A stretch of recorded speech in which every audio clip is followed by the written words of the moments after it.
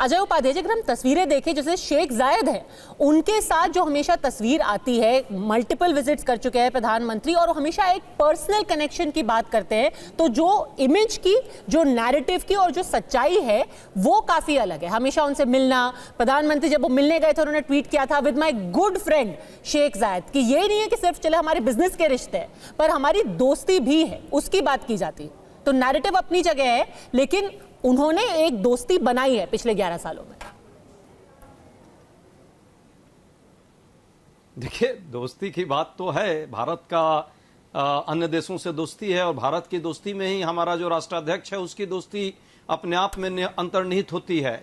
पर यह भी सच है, जैसे कि अभी डिप्लोमेट साहब ने कहा, कि व्यक्ति से ज्यादा जो है जब भी रिलेशन बनता है तो व्यक्ति का नहीं, और राष्ट्र के रिलेशन से और आपके डायनेमिक्स पर वो डिपेंड करता है।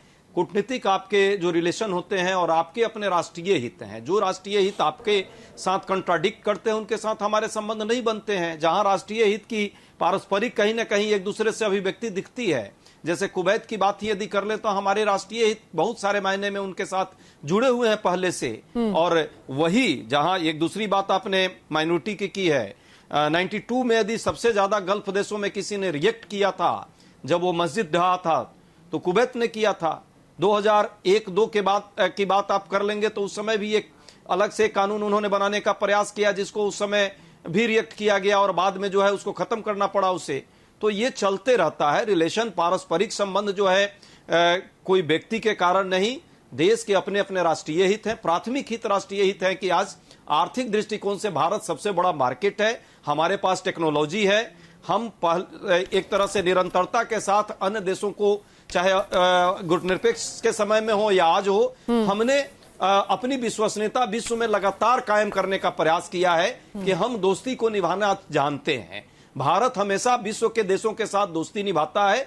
गुटनिरपेक्ष होते हुए भी हमने जो इतने देशों को यदि नेता कहीं ना कहीं इतने देश हमको माना था उस समय जब हम नए नए आजाद हुए थे, तो कहीं ना कहीं हमारी वो ताकत थी, वैश्विक ताकत, सोच की ताकत, विश्व शांति में हमारी भूमिका की ताकत थी। हम जिस तरह से बहुलतावादी समाज को रिप्रेजेंट करते हैं विश्व में, भारत में जो अलग अलग धर्म, अलग अलग समुदाय और जाति के लोग शांतिपूर्वक रहते हैं, इसका भी एक बड़ा मैसेज वैश्विक स्तर पर है। हमारे यहाँ की जो डेमोक्रेटिक कल्चर है, तो उस आप मान कल्चर रहे हैं के कि कारण वैश्विक भी, स्तर पे ये मैसेज जा रहा है कि सब अलग अलग समुदाय के लोग यहाँ शांति से रह रहे हैं, क्योंकि अगर पार्लियामेंट में देखें तो ऐसा लगता नहीं है कि कोई भी ये मैसेज है।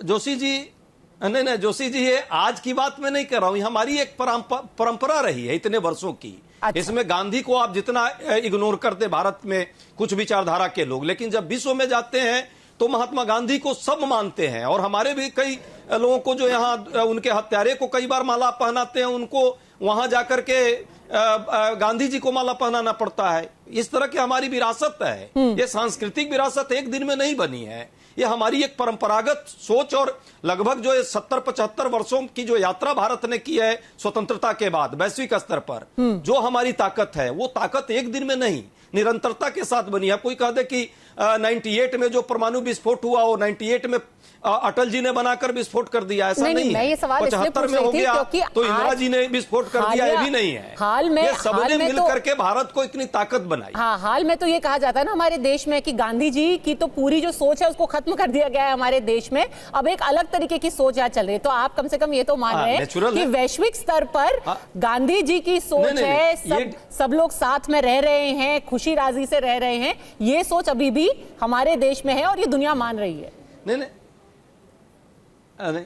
नहीं, बहुलतावादी हमारी जो विचार और संस्कृति है, उस बहुलतावादी सोच और विचार जो हमारी संवैधानिक परंपरा है, जो हमने इतने वर्षों में पाया है, हाँ। वसुधैव कुटुंबकम की जो परिकल्पना है वो हमारे ही सांस्कृतिक विरासत से हमको मिली है। और ये वैश्विक स्तर पर लोग इस बात को जानते हैं।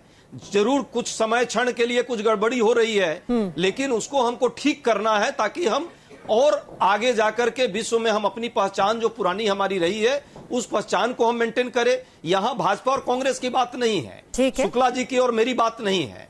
देश का जितना ऊंचा देश का सिर होगा, जितनी हम आपस में शांति से रहेंगे, जितने सभी धर्म समुदाय के लोगों का सम्मान करेंगे, वैसे ही विश्व में हमारी पहचान होगी। ठीक है, हम देखिए डेमोक्रेटिक के स्ट्रक्चर आप को चाहे यदि आज जी कांग्रेस के रहे बारे में हैं, जो तो भी कहें वैश्विक प्रेम स्तर शुक्ला पे जी, उसकी भी पर एक आज कांग्रेस इस यात्रा में आपके साथ खड़ी है और कह रहे हैं कि हमारे देश के प्रधानमंत्री का सम्मान हो रहा है, जो बहुलतावादी सोच है उसका सम्मान हो रहा है और वैश्विक सम्मान हो रहा है। देखिए, निश्चित तौर पर हम जब राजनयिक विषयों पर चर्चा करते हैं तो हमको दलगत राजनीति से ऊपर उठकर सोचना ही होगा। और इसमें कोई संदेह नहीं है कि जब हमारे देश के प्रधानमंत्री कहीं भी यात्रा करते हैं, चाहे अमेरिका की यात्रा कर रहे हो, फ्रांस की यात्रा कर रहे हो, मध्य पूर्व के देशों की यात्रा कर रहे हो, पूर्वोत्तर की यात्रा कर रहे हो, जापान की यात्रा कर रहे हो, तो सारे जगहों पर वो भारत के प्रधानमंत्री के रूप में समग्र भारतीयों का प्रतिनिधित्व कर रहे होते हैं। पर ये तब भी याद रखिएगा जब आप कहेंगे कि कांग्रेस हमारे देश के खिलाफ षड्यंत्र कर रही है, देखा जाता है। वो तो कह रहे हैं हमारे देश के प्रधानमंत्री के हम साथ खड़े हैं, आप कहते हैं कि ये देश तोड़ने के लिए खड़े हैं। नहीं, निश्चित तौर पर, लेकिन जब जब जब जब जब जब श्रीमान राहुल गांधी अमेरिका की धरती पर जाकर कहेंगे कि अमेरिका और ब्रिटेन को भारत के आंतरिक मामलों में हस्तक्षेप करना चाहिए, तो हम ये बात कहेंगे। ठीक है, जब वो जॉर्ज सोरोस के सुर में सुर मिलाकर बात करेंगे तो हम कहेंगे। ये तो अब जैसा उनका व्यवहार होगा उसके अनुकूल उनके व्यवहार पर हमारी टिप्पणी होगी। ठीक है।